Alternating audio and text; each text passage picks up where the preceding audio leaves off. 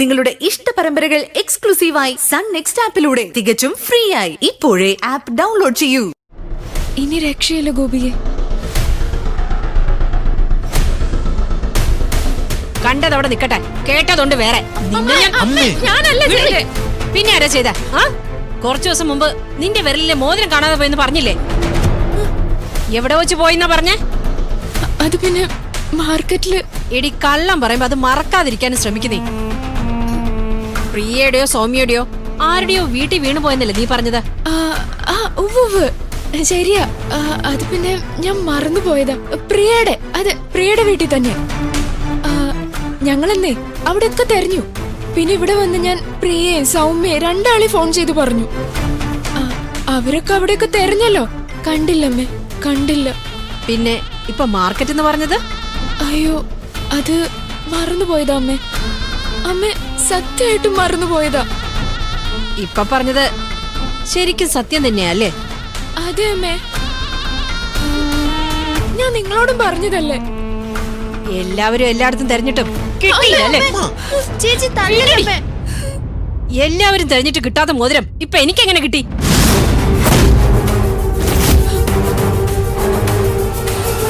പണയം വച്ചോന്ന് പറഞ്ഞ് നീ ജാനയ്ക്ക് ഊരിക്കൊടുത്ത മോതിരം, എന്നിട്ട് ഇവിടെ വന്ന് എന്നോട് കള്ളത്തിന്മീതെ കള്ളം പറഞ്ഞ് രക്ഷപ്പെടാൻ നോക്കിയ അതേ മോതിരം. സത്യം പറഞ്ഞ അമ്മ ജാനകി ചേച്ചി വഴക്കു പറയുന്നു വിചാരിച്ചിട്ട. ജാനകിയുടെ പ്രാണരക്ഷയ്ക്ക് വേണ്ടി പറഞ്ഞ കള്ളം അല്ലേ? എന്നിട്ട് ആ ജാനകി ഇവിടെ ഒന്ന് പറഞ്ഞ എന്താന്നറിയോ നിനക്ക്? ഇവര് രണ്ടുപേരും കേട്ടതാ. മഹാലക്ഷ്മി പോലുള്ള ആ കുട്ടിക്ക് ഇതുപോലൊരു പിശാചിനി അമ്മയായി കിട്ടിയല്ലോന്ന്. നീ കാരണമല്ലേ അങ്ങനെ ഒരു പദം എനിക്ക് കിട്ടിയത്. എന്നല്ലേ ഇവക്ക് കൊടുക്കാനുള്ള നിങ്ങക്ക് രണ്ടുപേർ കൂടെ തരാം. അല്ലമ്മേ, എനിക്ക് തന്നെയാ കിട്ടണ്ടേ. അമ്മേനെ തല്ലിക്കോ. കല്യാണം കഴിഞ്ഞ് മറ്റൊരു വീട്ടിലേക്ക് പോകേണ്ട പെണ്ണാ നീ. അവിടെ ചെന്ന് ഇതുപോലെ കള്ളം പറഞ്ഞാ അവരൊക്കെ എന്താ പറയോന്നറിയോ നിനക്ക്? വളർത്തു ദോഷമൊന്ന്. കുറ്റം എന്റേത്. തല്ലിക്കോ അമ്മേ. ഇല്ല, തല്ലുന്നില്ല. തല്ല് കൊണ്ടിട്ട് ചൂട് വെച്ച് പൊള്ളിച്ചിട്ടോ ഒന്നും നീ പഠിക്കുന്നില്ല. നിന്റെ ശരീരം മരവിച്ചതാ. ഇന്ന് നിനക്ക് വേറെ ശിക്ഷയാ. ഓടി ഓടി നടക്കടി, അവിടെ നിക്കടി. ചേച്ചി, അമ്മ എന്തോ കടുത്ത ശിക്ഷ തരാൻ പോവാ. നമുക്ക് അച്ഛനെ വിളിച്ച് പറയാം. വാ ചേച്ചി, നമുക്ക് കടയിലോട്ട് വിവരം പറയാം. വേണ്ട, അച്ഛനറിഞ്ഞ വിഷമിക്കും. അമ്മ തരുന്ന ഏത് ശിക്ഷ ഏറ്റുവാങ്ങാൻ ഞാൻ തയ്യാറാ.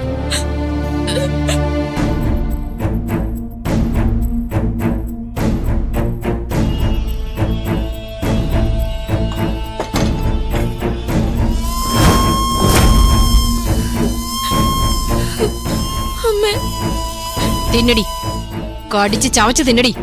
നുണ പറയുന്ന നാവ് എരിവ് തട്ടി നന്നാവട്ടെ. അമ്മേ, ചേച്ചി ഇങ്ങനെ ശിക്ഷിക്കില്ലേ അമ്മേ? അതിനെ ഇത് ശിക്ഷയൊന്നുമല്ല, ചികിത്സയാ. തിന്നടി, ഇവിടെ തിന്ന. എന്താടി നോക്കി നിൽക്കുന്നത്? തിന്നടി.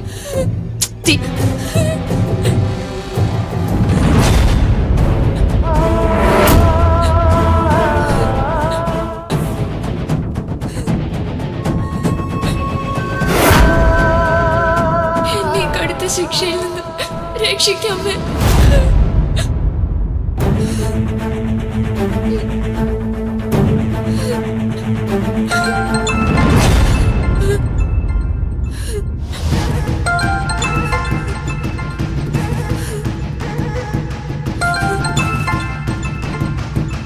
ശല്യക്കാരനെ കൊണ്ട് ആദ്യമായി ഒരു ഉപയോഗം ഉണ്ടായി.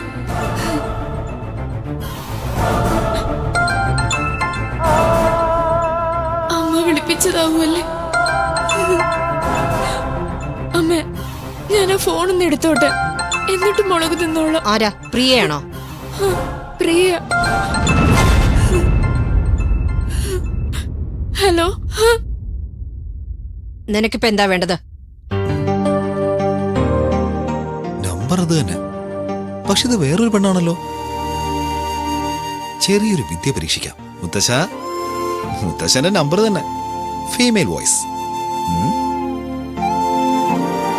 എനിക്ക് 450 രൂപ തരാന്ന് പറഞ്ഞിട്ട് എന്താ ഇതുവരെ തരാത്തെ? അങ്ങനെ ചോദിക്കുമ്പോ കാശ് സംഭാവന ചെയ്യാനേ ഇതൊരു ധർമ്മസ്ഥാപനമൊന്നും അല്ല. പോയി പണി നോക്ക്. എന്താ നിങ്ങൾ ഇങ്ങനെയൊക്കെ പറയുന്നേ? എനിക്ക് തരാന്ന് പറഞ്ഞല്ലേ.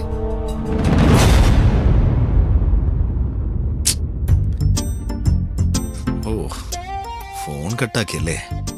എടി ഫ്രോഡേ, ഇതൊരുത്തരം ഇൻസൾട്ടാ. ഇനി നീ ഹരികൃഷ്ണന്റെ മറ്റൊരു മുഖം കാണും.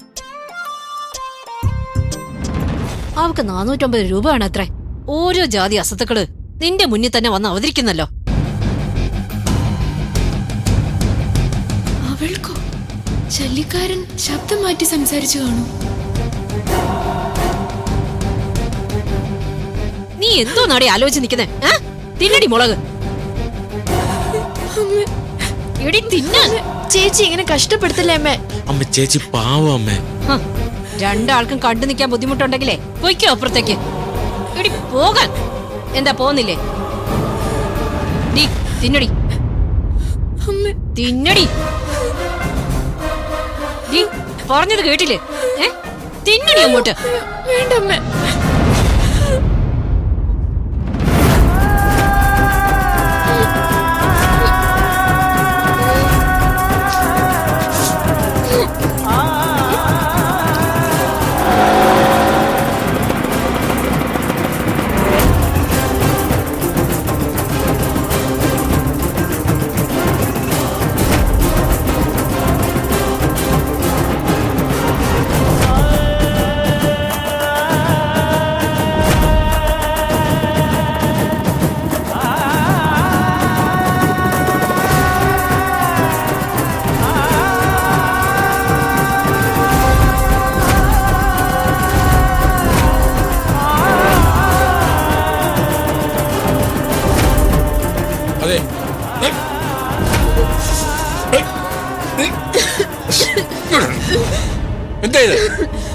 ഇവളുടെ സൂക്കേടിനുള്ള ചികിത്സയാ.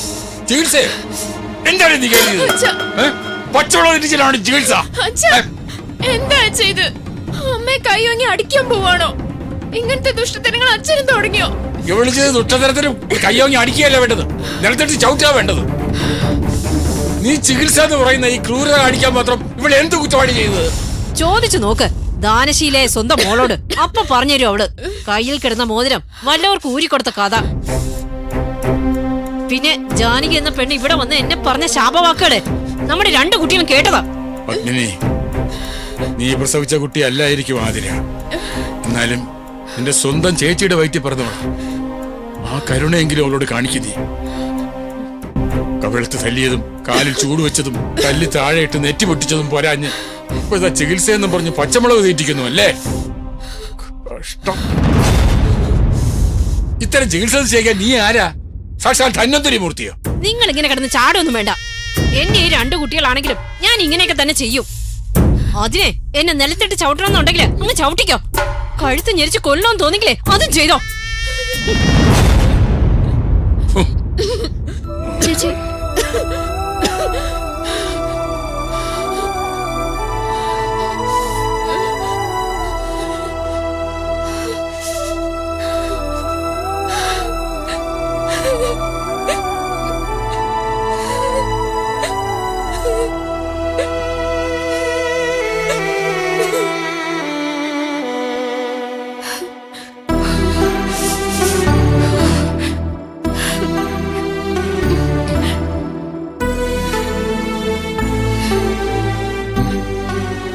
കഴിക്കുമ്പോളെ പഞ്ചസാര കഴിച്ചാൽ നിന്റെ വായിലെ എരിവ് പെട്ടെന്ന് മാറും.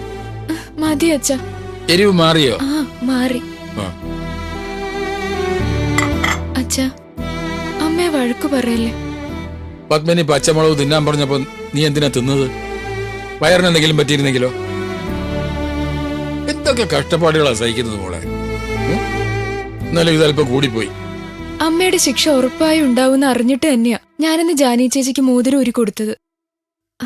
എന്റെ ഈ വിരലില് വെറുതെ കിടക്കുന്നതിനേക്കാൾ എത്ര നല്ലതാ ആ ചേച്ചിയുടെ മകൾക്ക് ഫീസ് കൊടുക്കാൻ പറ്റിയത്. അതൊന്നും പത്മിനിക്ക് മനസ്സിലാവില്ല. അതൊന്നും സാരില്ലച്ച. അമ്മ എത്ര ശിക്ഷ തന്നാലും കഷ്ടപ്പെടുന്നവരെ സഹായിക്കാനുള്ള എന്റെ സ്വഭാവം മാറില്ലച്ച. അതിന് കാരണക്കാരൻ അച്ഛൻ തന്നെയാ. എന്നെ കുഞ്ഞുനാളിലെ അച്ഛൻ തന്നെയല്ലേ പഠിപ്പിച്ചേ. പത്മിനി തന്ന പച്ചമുളക് കഴിച്ച് നാവ് നേറിയിട്ടും നീ ഇത്ര മധുരമായിട്ട് സംസാരിക്കുന്നല്ലോ മോളെ. സമ്മതിക്കണം നിന്നെ. പഞ്ചസാര കൊണ്ട് നാവിൽ മധുരം പുരട്ടി തന്നല്ലോ അച്ഛൻ. അതല്ല, അതൊന്നും അല്ല വേണ്ടത്.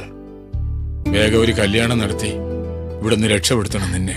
ആദ്യം വേണ്ടത് അതല്ല അച്ഛ, അച്ഛന്റെ സൂപ്പർ മാർക്കറ്റ് അതാണ് ആദ്യം വേണ്ടത്. ആ, അച്ഛൻ പറഞ്ഞ ആ ഭൂമിയുടെ ആധാരം വെച്ച് നമുക്ക് ലോൺ എടുക്കാം. ഉം. അതില് ഒരു പ്രശ്നമുണ്ട് മോളെ. നാട്ടിലെ ആ സ്ഥലത്തിന്റെ കാര്യം പത്മിനിക്കറിയാം. അവള് സമ്മതിക്കില്ല.